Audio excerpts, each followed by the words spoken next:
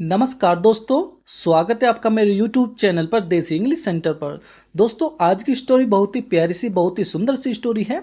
और दोस्तों, इस स्टोरी में आपको ढेर सारे एडवांस लेवल के वर्ड सीखने के लिए मिलेंगे, वर्डों की करेक्ट प्रोनाउंसिएशन सीखने के लिए मिलेगी और ग्रामर सीखने के लिए मिलेगी, क्योंकि एक एक वाक्य देखेंगे कि कौन से टेंस का है, ताकि आपकी स्टोरी के साथ साथ इंग्लिश ग्रामर की भी प्रैक्टिस हो जाए। तो सबसे पहले देखेंगे दोस्तों, आज की स्टोरी का टाइटल, स्टोरी का नेम क्या है। ए पीसफुल माइंड वर्क्स बेटर। एक शांत माइंड, यानी कि जो एक शांत माइंड होता है ना, वो वर्क्स काम करता है बेटर। बेटर यानी कि अच्छा या बेहतर, यानी कि अर्थ ये हुआ कि एक शांत दिमाग बेहतर काम करता है। यानी कि दिमाग में अगर उथल पुथल हो, कुछ शोर शराबा हो, कुछ टेंशन वगैरह हो, तो हमारा जो दिमाग होता है वो काम नहीं करता ठीक से। तो आज की स्टोरी का जो नेम है वो है एक शांत दिमाग बेहतर काम करता है। ठीक है भाई। तो आगे देखेंगे दोस्तों, और आपको बता दूं कि इसमें बहुत सारे, मैंने जब स्टोरी को रीड किया, इसमें बहुत सारे ऐसे वर्ड हैं जो आपके लिए न्यू हो सकते हैं।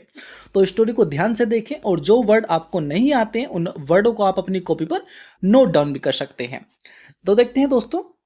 वंस, एक बार, ए फार्मर, एक किसान ने, भाई एक बार एक किसान ने लोस्ट, खो दी। क्या खो दी? हिज वॉच, अपनी घड़ी। भाई एक बार एक किसान ने अपनी घड़ी खो दी। कहां खो दी? इन द बार्न। बार्न क्या होता है दोस्तों? बार्न होता है एक ऐसा कोठरा या ऐसा कमरा, जिसे आपने देखा होगा, जो बड़े बड़े जो फार्म होते हैं, खेत होते हैं, तो उसमें कोठा बना लेते हैं, कमरा बना लेते हैं। वो कमरा किसके लिए यूज किया जाता है?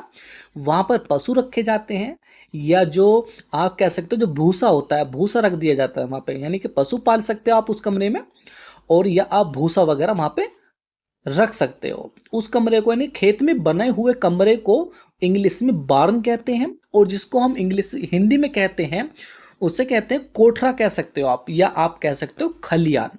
ठीक है भाई, इसे बोलेंगे हम खलियान। आप वैसे समझ सकते हो, यानी खेत में कोई बना हुआ कमरा जिसमें भूसा रखा जाता है, उसे इंग्लिश में बार्न बोलते हैं, और वैसे बोलते हैं हिंदी में खलियान या कोठरा। ठीक है भाई। तो हम इस पूरी स्टोरी के अंदर हम इसको कोठरा बोलेंगे। ठीक है भाई। तो एक बार एक किसान ने अपनी घड़ी एक कोठरे में खो दी। ठीक है भाई। और ये क्या है दोस्तों? ये लॉस की सेकंड फॉर्म है। आगे पढ़ेंगे। ही सैड, उसने कहा, सैडली, दुखी रूप से। भाई उसने दुखी रूप से कहा। किसने?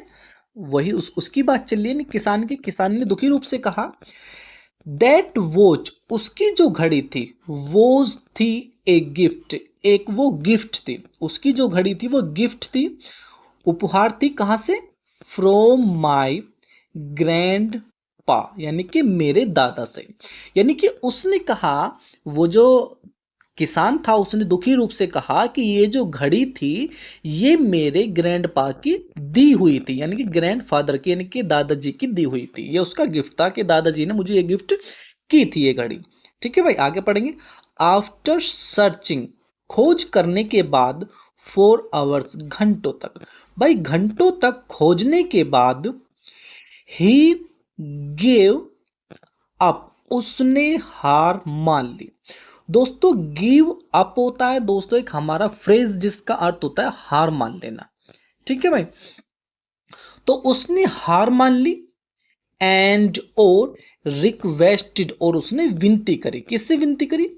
ए ग्रुप ऑफ चिल्ड्रन, यानी कि बच्चों के समूह से। भाई जैसे बच्चों का समूह होता है, झुंड होता है, तो बच्चों के झुंड से या बच्चों के समूह से उसने रिक्वेस्ट करी। किसने? किसान ने भी रिक्वेस्ट करी। किस लिए?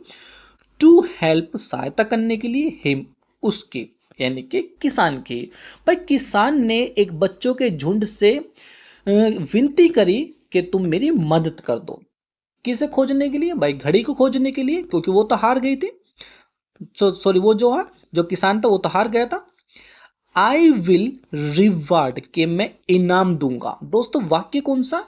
वाक्य फ्यूचर इंडेफिनिट का अफर्मेटिव वाक्य है, जिसकी पहचान होती है गा, गी, गे। ये हमें लास्ट के सेंटेंस में देखने के लिए मिलता है। जैसे आई विल रिवार्ड, मैं तुम्हें इनाम दूंगा। लास्ट में क्या? दूंगा। तो गागी आता हमारा फ्यूचर इंडेफिनिट में। ठीक है भाई, तो ये फ्यूचर इंडेफिनिट का सेंटेंस है। तो आई विल रिवार्ड के मैं इनाम दूंगा हु एवर जो भी फाइंड्स जो भी खोजता है, जो भी पता लगाता है द वॉच घड़ी का, भाई जो भी घड़ी का पता लगाता है मैं उसे इनाम दूंगा। ठीक है भाई। ही प्रोमिस्ड उसने वादा किया द चिल्ड्रन बच्चों से, भाई उसने बच्चों से वादा किया, किसने? किसान ने। द चिल्ड्रन सर्चड बच्चों ने खोजा entire stock of hay, entire stock of hay इसका अर्थ होता है कि भूसे का सारा ढेर। स्टॉक होता ढेर और हे होता भूसा और एंटायर होता पूरा। भाई बच्चों ने पूरा का पूरा भूसे का जो ढेर था उसे खोजा कि शायद इसमें हो सकती है, ऐसे उन्होंने खोजा। बट लेकिन स्टिल अब भी कुड नॉट फाइंड लेकिन अब भी पता न कर सके, किसका? द वॉच घड़ी का। लेकिन अब भी वो घड़ी का पता न कर सके, अब भी वो घड़ी को न खोज सके। ठीक है भाई। जस्ट तभी when जब the farmer was about to give up again, just तभी, बस तभी जब किसान दूसरी बार यानी कि दोबारा हार मानने वाला था। ठीक है भाई। ए लिटिल गर्ल एक छोटी लड़की ने सैड कहा, क्या कहा दोस्तों? अर्थ ये हुआ दोस्तों, अभी इसका थोड़ा सा मैं पीछे से बता देता हूँ कि जो किसान था भाई उसने एक बार तो पहले ही हार मान ली थी, लेकिन अब बच्चों से वो घड़ी को ढूंढवा रहा था। लेकिन अब ये जैसे ही दूसरी बार हार मानने वाला था तभी एक छोटी लड़की ने, ए लिटिल गर्ल एक छोटी लड़की ने कहा, क्या कहा? प्लीज कृपया गिव मी अनोदर चांस, के मुझे दूसरा मौका दे दो। उसने कहा कि कृपया मुझे दूसरा मौका दे दो। द फार्मर किसान एग्रीड मान गया या सहमत हो गया। ठीक है भाई, जो किसान है वो मान गया, तो चलो भाई ठीक है तुम भी मौका ले लो दूसरी दफा, ढूंढ के दिखाओ। लेकिन इस तरीके से आगे पढ़ेंगे। And oh sent the girl और उसने लड़की sorry sent the little girl और उसने लड़की को भेजा बैक वापस। कहा भेजा? इन द बार्न उसी कोठरे में, उसी खलियान में उस लड़की को दोबारा भेजा वहीं पर ढूंढने के लिए। ठीक है भाई। आफ्टर ए वाइल कुछ देर बाद, आफ्टर ए वाइल कुछ देर बाद द लिटिल गर्ल छोटी लड़की कैम आउट बाहर आई। दोस्तों ये क्या है? ये कैम है, ये कम की सेकंड फॉर्म होती है।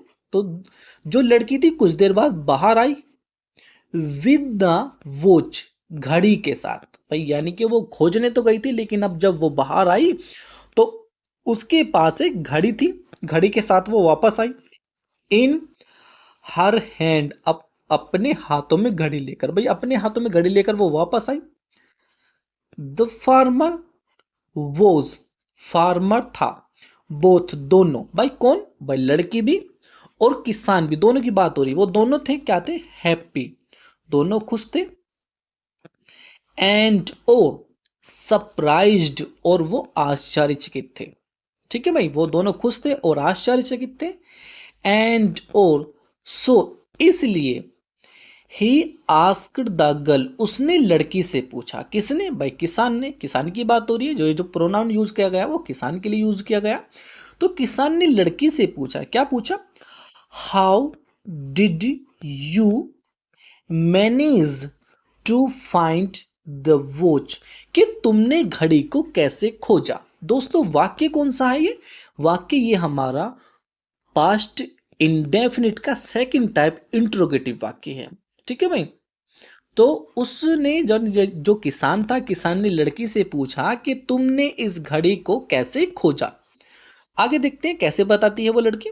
वह जब एवरीवन एल्स यानी कि हर कोई भी, एल्स होता भी, हर कोई भी फेल्ड हर कोई फेल्ड हो गया था। फेल्ड यानी कि असफल हो गया था। भाई हर कोई असफल हो गया था, हर कोई ढूंढ नहीं पाया था, लेकिन तुमने कैसे खोजी ये घड़ी। द गर्ल रिप्लाइड, लड़की ने जवाब दिया। आई सेट ऑन द ग्राउंड, मैं जमीन पर बैठ गई। दोस्तों ये सेट सेट होता है, ये सिट की सेकंड फॉर्म होता है, SIT सिट होता है ना, ये सिट की सेकंड फॉर्म होती है। तो मैं बैठ गई जमीन पर, ठीक है भाई, मैं जमीन पर बैठ गई। अब लड़की बता रही है कि मैंने उसे कैसे खोजा, कि आई सेट ऑन द ग्राउंड, कि मैं जमीन पर बैठ गई, एंड और लिसनिड, और सुना। क्या सुना? इन साइलेंस, साइलेंस का अर्थ दोस्तों शांत में, शांति से सुना मैंने। क्या सुना? आई हियर, मैंने सुना, टिकिंग ऑफ द वॉच, यानी कि उस घड़ी के टिक टिक की आवाज को। टिकिंग का अर्थ दोस्तों टिक टिक करना, जैसे घड़ी आपने देखा होगा, जो घड़ी होते हैं हमारे, घंटे भी मान सकते हो आप या घड़ी भी कह सकते हो, जो उनमें जो चाबी भर देते हैं और जो वो जैसे मिनट वाली जो वैसी जो सुई होती है, जो सेकंड वाली वो चलती है तो आवाज करती है टिक टिक की। तो ऐसे ही ये कह रही है लड़की कि मैं जमीन पर लेट गई थी और मैंने शांत स्वभाव से, बिल्कुल शांति से उस टिक टिक को सुना। एंड और जस्ट, तभी, लुक्ड, देखा, फॉर इट, इसके लिए भाई, तभी मैंने इसके लिए देखा, इन दैट डायरेक्शन, उसी दिशा में। भाई जहां पर से वो टिक टिक की आवाज आ रही थी, मैंने उसी दिशा में खोजा। ठीक है भाई, देखते हैं इससे हमें शिक्षा क्या मिलती है, मोरल क्या मिलती है।